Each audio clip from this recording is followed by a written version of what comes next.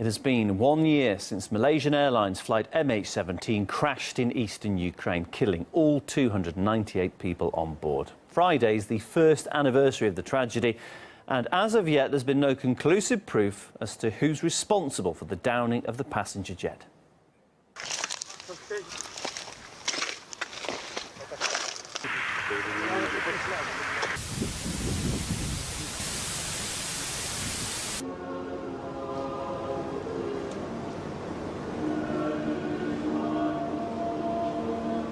A year on, some of the MH17 plane debris can still be found at the site of the crash.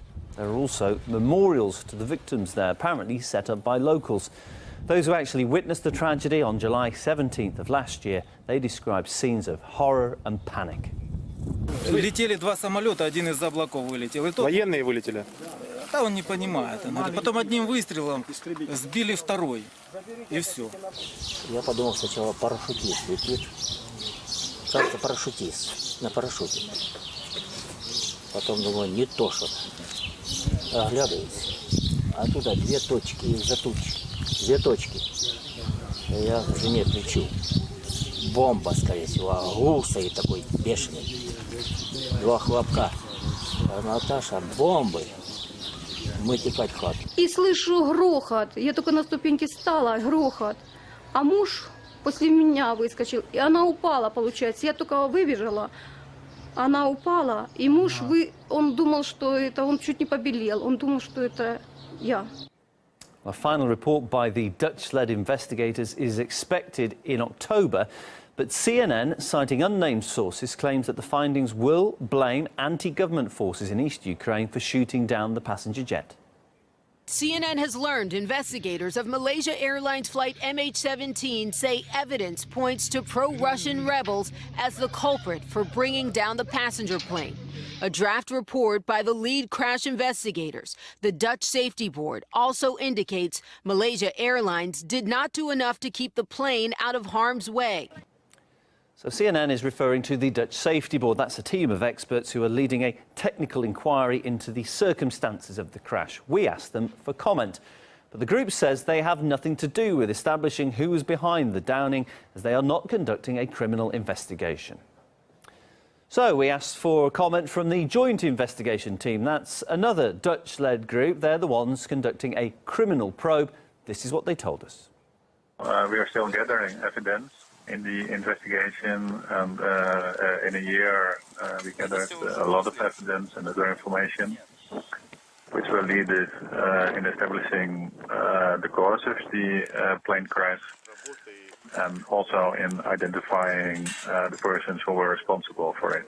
But it is still ongoing, and it is too early to draw final conclusions. That's too early to say right now.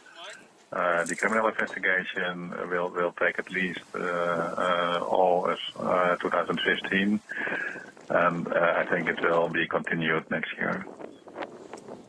But so far, claims that anti-government militia shot down the plane with a Russian-made surface-to-air missile, they are the most dominant. And long before the investigation even began, many were quick to point the finger of blame at Moscow. Zaroshchenskое Chichikan explains. After the downing of MH17, headlines came out almost immediately saying the blood is on the Russian president's hands. The Sun was absolutely certain it was Putin's missile. Other headlines demanded answers from Russia. On airwaves, too, Western politicians all but blamed Moscow. Came from Russia. Russia has their fingerprints all over it either way. The equipment had to have come from Russia. And so public opinion was formed. Public sentiment is that Russia's probably involved, and if involved, they're probably going to cover it up. That's where the public sentiment is in the CNN poll. The American people got it right in terms of who's to blame here, folks. 51% say Russia's indirectly involved. Clearly, the stakes are high. Whoever shoulders the blame for this atrocity is going to be the target of global anger. And right now, it looks like it's Russia's fault, because it's Russia's fault. Along with Russia, rebels in eastern Ukraine became the primary suspect in the media. So much so that when major Western news outlets posted this photo, many in social media immediately assumed that the rebel fighter was holding the toy as a trophy, hence these tweets. But few of them, it seems, saw what actually happened behind that photo.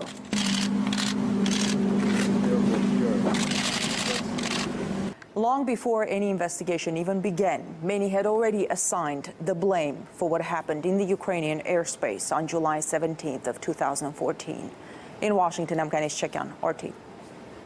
Meanwhile, Malaysia and 4 other states have called on the UN Security Council to to establish an international tribunal for those behind the Boeing crash in eastern Ukraine. Earlier on, my colleague Katie Pilbeam discussed the development with Alexander Makouris. He's an international lawyer and international affairs editor for Russia Insider. He says the tribunal may be used in a broader sense.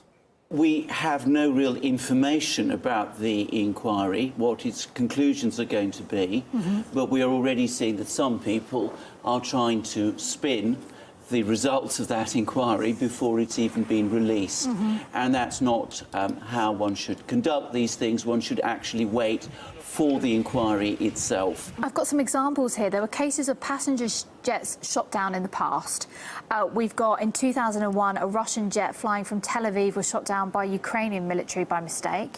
Another example as well, an Iranian passenger jet was shot down by a US cruiser, also by mistake. So it begs the question, there were no tribunals for those crashes, were there? Why would you say that is? Why have we got the situation we have now with MH17? Well, we don't quite know what is in the minds of the people who are proposing this tribunal. What we do know is what Mr. Churkin, who is the Russian ambassador to the United Nations and who's actually seen the draft, says. He says that what is being proposed is an extremely broad-based tribunal with a very wide remit indeed, that's going to cover lots of subjects going beyond MH17. And the problem with these tribunals in the past is that they have been used, or people say they've been used, in all sorts of ways to pursue certain agendas, and one has to worry that this particular tribunal is going to be used in a similar way.